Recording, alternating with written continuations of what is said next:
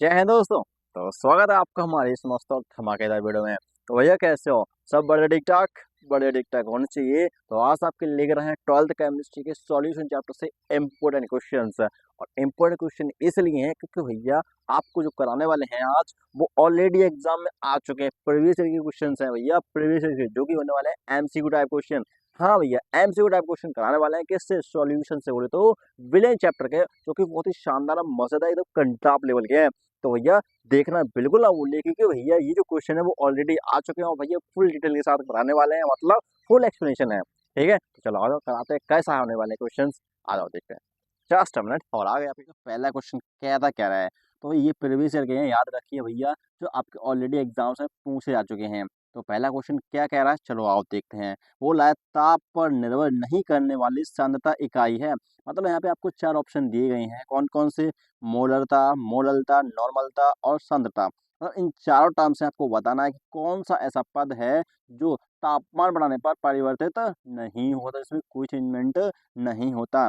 तो भैया याद रखिए, इस जिसमें जितने भी आपके पद हैं, अगर ये आपके विलयन के आयतन पर, मतलब अगर ये आयतन पर डिपेंड कर रहे हैं, मतलब आयतन पर अगर कोई भी इकाई निकल रही है, आयतन पर कोई निकलती है, तो भैया उस पर ताप का प्रभाव पड़ेगा, 100% पड़ेगा। अब देखते हैं आखिरकार कैसे पता करेंगे। तो भैया देखो, मोलरता होती क्या है? ये होती है small m is equal to n v. अरे मोलरता कैपिटल एम, कैपिटल मतलब कैपिटल एम, इसको मोलरता भैया क्या होते हैं? प्रति लीटर विलेन में विलय के मोलों की संख्या। तो भैया विलय के मोलों की संख्या बिल्कुल किसमें? प्रति लीटर, मतलब प्रति लीटर विलेन में विलय के मोलों की संख्या। तो ये तो आपके विलेन के आयतन में डिपेंड करती है। इसका मतलब ये भैया तापमान पर निर्भर करती है। ठीक है, अब ये जो मोललता होती है ये विलायक पर डिपेंड करती है। किस पर डिपेंड करती है? विलायक के भार पर, मतलब केजी। इसका मतलब ये जो है भैया, ये आपका किस पर डिपेंड करता है? ये तापमान से प्रभावित नहीं होती है, तापमान से प्रभावित नहीं होती है भैया। ठीक है, बिल्कुल। तो इसका मतलब सही ऑप्शन कौन सा होगा? कौन सा हुआ भैया? आपका सही ऑप्शन हुआ मोललता का। ठीक है, तो याद रखिए, जो आपकी मोललता होती है, मोललता मोललता आपकी तापमान से कोई प्रभावित नहीं होती, मतलब इससे तापमान का कोई प्रभाव नहीं पड़ता। ठीक है, बिल्कुल। अगला क्वेश्चन देखते हैं, क्वेश्चन नंबर 2 क्या कहता है? बोला कौन सा अणुसंख्यक गुणधर्म नहीं है। मतलब भैया आपको इसमें से बताना है कि कौन सा अणुसंख्यक गुणधर्म नहीं है। कॉलिगेटिव प्रॉपर्टी समझ ना, कॉलिगेटिव प्रॉपर्टी का मतलब भैया आप समझो, जो ऐसे गुण, ऐसे विलेन के ऐसे गुण जो अणुओं पर डिपेंड करते हैं, जो विलय के अणुओं की संख्या पर डिपेंड करते हैं। किस पर? अणुओं की संख्या पर। अच्छा भैया, हाँ। तो ये देखो, पहला है हिमांक में अवनयन, भैया पढ़े हैं, अणुसंख्यक गुणधर्म पढ़े हैं। हिमांक में अवनयन, क्वथनांक उन्नयन ये भी पढ़े हैं, पराशर दाब ये भी पढ़े हैं। लेकिन ये जो प्राकाशिक सक्रियता होती है, ऑप्टिकल एक्टिवेशन, तो ये नहीं पढ़े हैं हम। किसमें? अणुसंख्यक गुणधर्म में, किसके? विलयन के। तो इसका मतलब राइट आंसर कौन सा हुआ? ये वाला, मतलब ये आपका करेक्ट आंसर है। ये कौन सा? प्रकाशिक सक्रियता है, ये भैया अणुसंख्यक गुणधर्म नहीं है। विलयन के अणुसंख्यक गुणधर्म में कौन कौन आते हैं? हिमांक अवनमन, क्वथनांक उन्नयन, पराशर दाब और बाष्प दाब में आपेक्षिक अवनमन, है ना, यही आते हैं। राइट आंसर कौन सा हुआ भैया? सी वाला, सी। और इसमें आपका बी। ठीक है, क्लियर हुआ है? दो क्वेश्चन। और ये भैया क्वेश्चन आपके ऑलरेडी एग्जाम्स में आ चुके हैं। हाँ भैया, चलो आओ अगला देखते हैं। अगला भैया अर्ध पारगम्य झिल्ली, सेमी परमेबल मेम्ब्रेन, मतलब आपने पढ़ा है, कहाँ पढ़ा है? पराशर दाब और पराशर में, है ना, osmotic osmosis and osmotic pressure. इसमें एक झिल्ली कनेक्ट किया है, तो मतलब एक लाइन पर पाइप कनेक्ट किया है और इसमें एक झिल्ली लगी है, तो SPM पढ़े हो ना, SPM। इसको बोलते हैं सेमी परमेबल मेम्ब्रेन।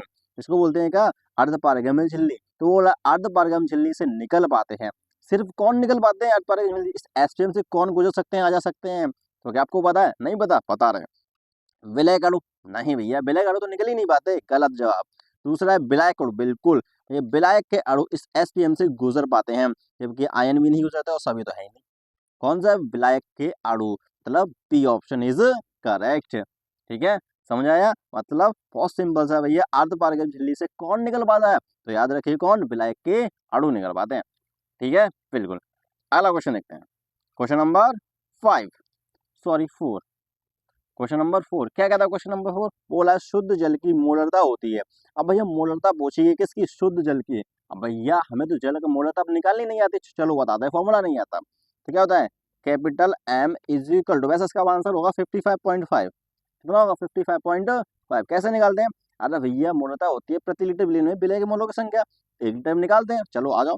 तो बी प्रति लीटर विलेन में विलय के मोलों की संख्या। अब भैया कैसे निकालेंगे? इसका एक और तरीका होता है। कैसे कैसे कैसे? अरे भैया इसको हम लिख सकते हैं कि WB upon MB into be in ML ऊपर 1000 का मल्टीप्लाई। जानते हो उस फॉर्मूले को? बिल्कुल जानते हैं। कैसे किया? अरे भैया जो एन है ना विलय के मोल, मतलब मोल कैसे निकालते हैं? W अपॉन MB से। और ये जो आपका आयतन किसमें लीटर में था, इसको हमने ML में कन्वर्ट किया, तो आपको 1000 डिवाइड करना पड़ेगा, जो कि ऊपर पहुंच गया है ना। बिल्कुल। तो भैया क्या करें? पहले क्वेश्चन नंबर 5। क्वेश्चन नंबर 5 कह रहा है कि आदर्श विलयन के लिए कौन सी शर्त सही है, मतलब इसमें कौन सी कंडीशन है जो आदर्श विलयन को फॉलो करती है। तो ये आदर्श विलयन क्या होता है? सबसे पहली कंडीशन होती है कि राउल्ट के नियम का पालन करता है। तो कैसे में दिख रहा है? बिल्कुल दिख रहा है, ये राउल्ट का नियम का पालन बिल्कुल करता है। और दूसरी चीज भैया, अगर आपके पास कोई शुद्ध विलय का, उसमें आप कोई विलय मिला रहे हो, तो उसके ना तो आयतन बढ़ेगा और ना ही घटेगा। इसका मतलब डेल्टा वी मिक्स 0 के बराबर होगा, मतलब उसमें कोई परिवर्तन नहीं होगा।